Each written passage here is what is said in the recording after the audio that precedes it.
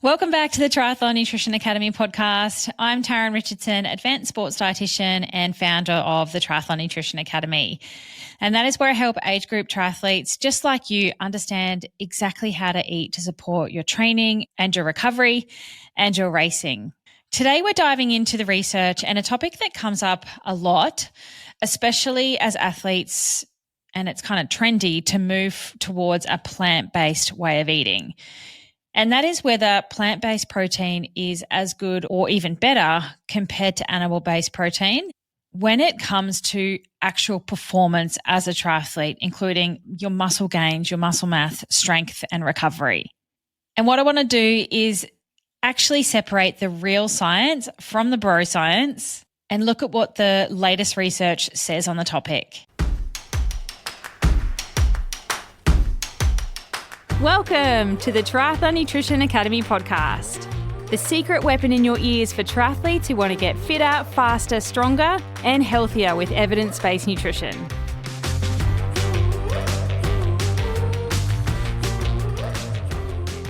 Now, before we dive into whether animal protein or plant protein is better, and I want to share a newly published systematic review with you, let's just take a step back and do a quick refresher on protein before we go any further. Now, this might be taking you back to high school, but let's just make sure you're on the same page as me before we go into the research. Protein is made up of these building blocks called amino acids that your body uses to recover, repair, build hormones, build enzymes, support your immune system, and so many other processes in the body. They are basically the building blocks of life. They are involved in pretty much every structural and functional process in the body. Now, some of these amino acids are essential, meaning that your body can't make them on their own. And so you have to get them from the food that you eat. And that is where protein quality comes in, because not all proteins are created equally when it comes to their amino acid profile and how well they're actually absorbed by the body.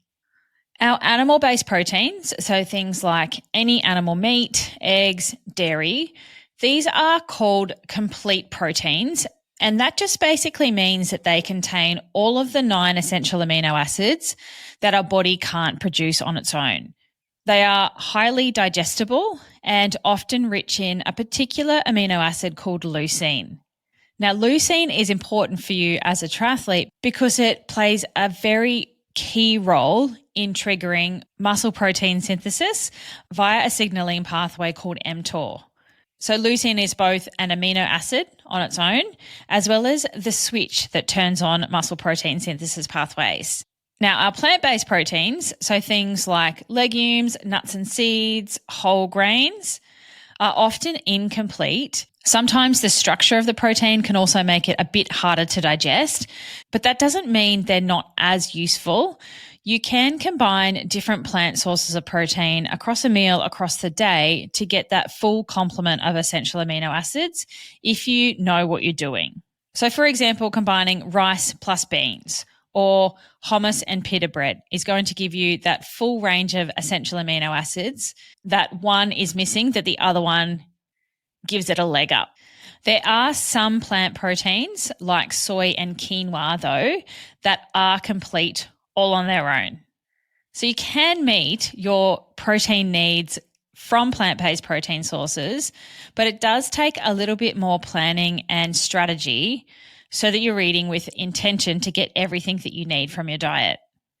You can't just simply cut out all animal sources of protein and cross your fingers and hope for the best. Now, for athletes with higher protein needs, and obviously we're looking for the competitive edge, what is the best protein source when it comes to strength and performance? Recently, a massive systematic review was published that pulled together all of the best available evidence that we have to date on this specific topic. And I will link it in the show notes if you want to get nerdy and have a read. But it included 43 randomized controlled trials, which is that kind of top tier of research, so really good quality research studies, looking at the effects of different plant-based proteins versus animal proteins on specifically muscle mass, muscle strength, and physical performance in both younger and older adults.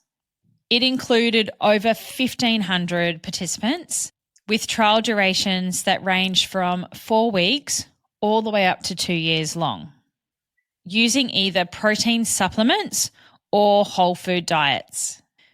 Now, in terms of how their protein was delivered in these studies, the interventions fell into 2 broad categories. The first one was supplement-based trials. So most of those used a milk protein supplement, so a whey protein or a casein protein, as their animal source of protein. For the plant protein studies, the supplements did include a wide variety of sources. So soy, which, as I mentioned before, is a high-quality, complete plant protein, plus rice, pea, oat, potato, and even chia seeds. Now, this is really important because both the quality and the amino acid profile of those plant proteins versus the animal sources and soy varies hugely. So soy is not the same as rice or pea protein in terms of leucine content or the digestibility. And the second group of studies looked at entire diets rather than isolated protein powders. So in the animal protein arm, participants followed diets including meat, fish, dairy, and eggs. And in the plant-based protein arms, it was either a vegan or a vegetarian diet or a diet high in plant-based protein foods like legumes, tofus, grains, and nuts. Some of these diet-based studies also involved energy restriction for weight loss or resistance training to mimic real-world athletic settings. So what I like about this review is that it covers a wide spectrum of real-world scenarios, from athletes just chugging back protein shakes to people eating fully plant-based protein diets coming from real food. So it gives us a good solid foundation to answer the question, does the source of protein really matter for performance? So what did they find? Overall, when comparing all of the animal protein interventions to all the plant protein interventions, animal protein did have a small advantage when it came to building muscle mass. But the effect was only seen in adults under 60 years of age. When it came to adults over 60, there was no significant difference. And interestingly, when the plant protein source was soy, there was no difference at all compared to animal-based protein. It was those non-soy plant-based proteins, so things like the rice, oats, potato, chia, that didn't perform quite as well. And that makes sense, right? If soy is a complete protein source on its own and contains all of those 9 essential amino acids. When it came to muscle strength and physical performance, there was no meaningful difference between plant and animal sources at all. So that means when it comes to real world outcomes like lifting, climbing hills, pushing watts on the bike, protein quality might not be the limiting factor. So in simple terms, animal might give you that slight edge for muscle growth if you're younger and if you're using lower quality plant-based protein sources. But when it comes to strength and function, it's more about your total protein intake and training than the specific protein source, which is pretty exciting. So what does that mean for you? Let's get practical. This is what I love to do, is then apply that science to practical application. What does that mean for you as a triathlete? So if you're an omnivore, which means you eat both animal and plant-based foods, you've obviously got a wide variety of access to different protein sources and those high-quality animal-based sources that contain the good essential amino acids. So focus on including a good quality protein source at all of your main meals and potentially snacks. Prioritize leucine-rich protein sources after exercise, like dairy, eggs, meat. And if you are a vegetarian or a vegan, you can still meet your needs, but you do need to be strategic. I would look at including soy as regularly as possible. So things like edamame, tofu, its fermented cousin tempeh, soy milk, or a soy isolate protein powder. Combine all of those protein sources across the day so you get the complete range of essential amino acids. And if you need to, then look at a combined protein powder to help tick the leucine box. And regardless of your dietary preference, whether you're an animal eater or a plant eater, then I think it's really important still to be meeting your overall dietary protein needs. And that's something I can help with, understanding how much you need specifically for you. The right amount of protein post-training is imperative. And again, that is specific to you. And a variety of different protein sources right across the day to help support your recovery, your hormone production, your strength gains, and your immune function. And I also wanted to just quickly say that it is not just diet. Protein is only going to work if you're training too. So you do need that training stimulus. You can't out-supplement a lack of resistance training. So get in the gym, throw some heavy things around, and consistently implement that into your training schedule. I know it's busy, but you're going to have to prioritize it, particularly as you get older, because you're missing huge performance gains, especially if you're over 40. Now, there is a lot of confusion around plant-based diets and physical performance. So I wanted to quickly bust 2 key myths. The myth number 1 is that you need to eat animal-based protein to gain muscle mass. And obviously that is false. You can build muscle mass on a plant-based diet, but you have to eat enough protein and you have to prioritize those high-quality protein sources like soy and quinoa and train smart about it. Some of those plant-based sources, yes, are less anabolic, but they still contribute to your overall intake of protein. So it's not all or none, like most things when it comes to nutrition. And muscle mass is not everything. It is one measure of performance. And as we saw in this study, it doesn't seem to impact all of the other measures of performance.